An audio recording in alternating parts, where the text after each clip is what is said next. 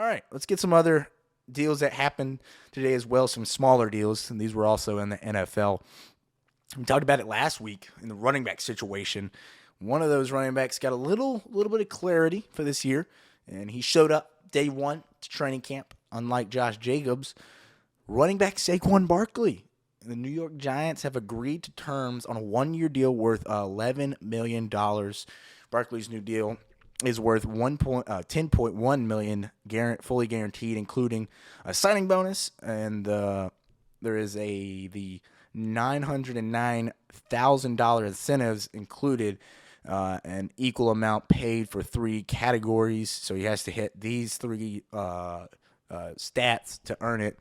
He has to have 1,350 rushing yards and a playoff berth and 11 touchdowns and 65 receptions. So they are telling him, hey, you got to be everywhere, man. We need you everywhere. We need you on the field. More like it. I like that, though, because, putting those incentives in there, he's obviously going to go and try for it. $1 million is a nice little topper, especially for a running back. Like we've talked about, these guys are no guaranteed money barely anymore, it feels like. Even though he's got a $10 million guarantee, you take as much as you can get. So you like to see that, though. You like to see, Saquon get a nice little bag this year. Obviously, though, it does feel a little bit like they're just pushing back the problem to next year.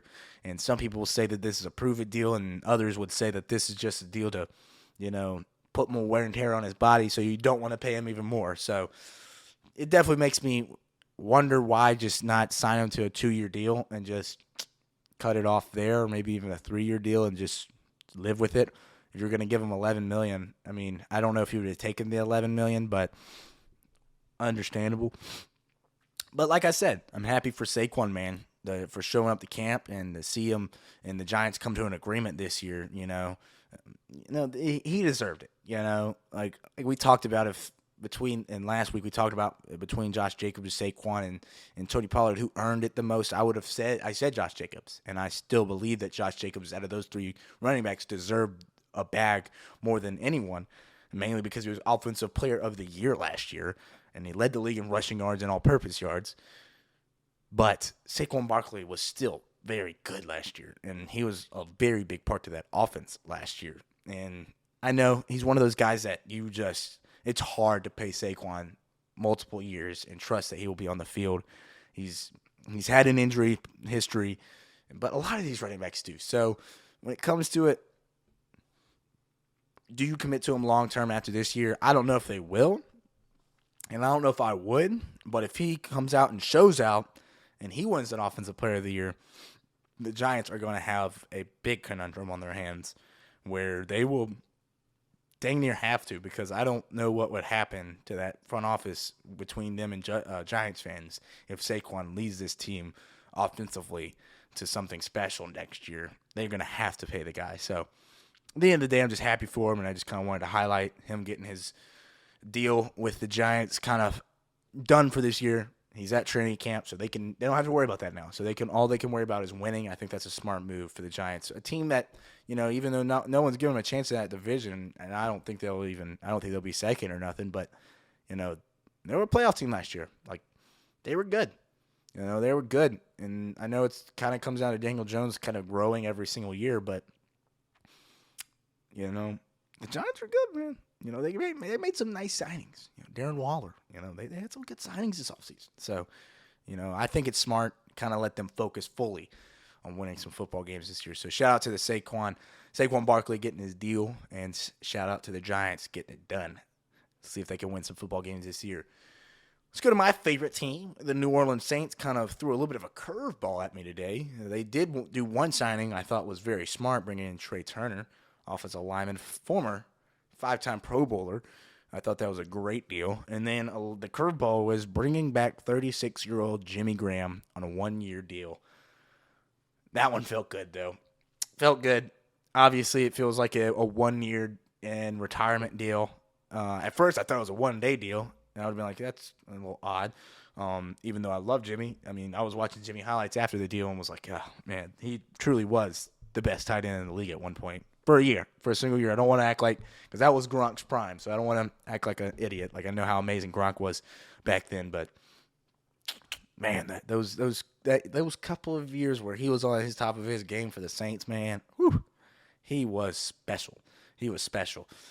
So, but let's get into it. As a lifelong Saints fan, I love to see Jimmy back in the black and gold with the team that drafted him. You love to see a team kind of come back, a player come back to the team he was drafted by and kind of make one little last run when it comes to it. But, on the field, though, that's where it really matters. And I'm just kind of interested to see what his role will really be.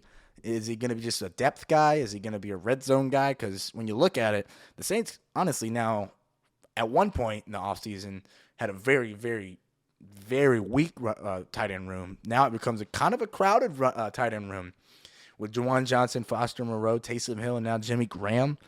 It's a very interesting tight end room now. I know Sean Payton was the guy that really led our offenses back in the day, but Pete Carmichael was there. He was the offensive coordinator technically, and he runs a very similar offense. And that offense loves tight ends, man. They love it.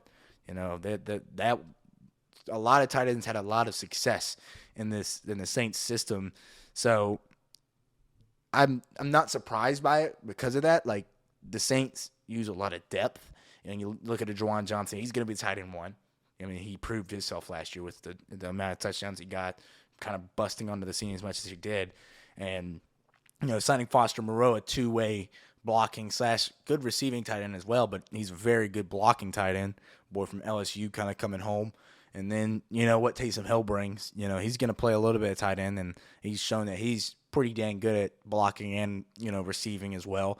And, you look at Jimmy Graham, what's his value to this team? And, I could truly, even though he's 36, I know he's older, and that's really old, not really old, but pretty old for being an NFL player in such a physical sport, and a guy that has had injury problems since leaving the Saints. When you look at his role, I do think he could be a very valuable red zone threat for this team. With a Juwan Johnson and him on the field, that's a tough matchup for teams, man, because Juwan, he's an athlete. He's a smaller but very fast tight end, height-wise. And then Jimmy Graham, everyone knows how big that guy is. I think he's 6'5", 6'6", so big tight end. So red zone, he was a master with the Saints. I was watching those highlights. Like, dang, man, that dude was unstoppable in the red zone, man. I forgot how unstoppable he was with Drew Brees for those couple of years. So for me, it makes sense if they're going to use him as a red zone threat. That was a thing the Saints had a major problem with last year. Getting to the red zone, and they just couldn't do anything. That was on Pete, new offense, Pete not having a consistent quarterback.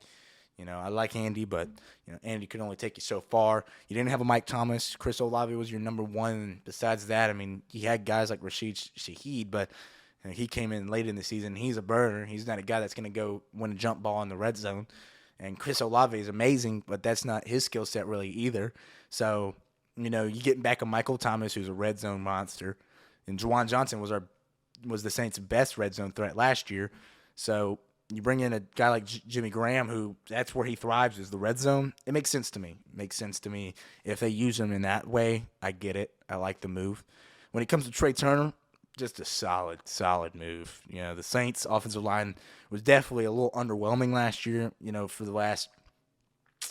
those last 6 years of the Sean Payton era. I mean, that was the last thing you ever worried about was having, offensive line problems.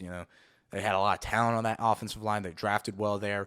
And, the Saints have had a lot of luck on health and when it comes to offensive line. And last year that caught up to them, not because, the offensive line wasn't bad. It was just the lack of depth.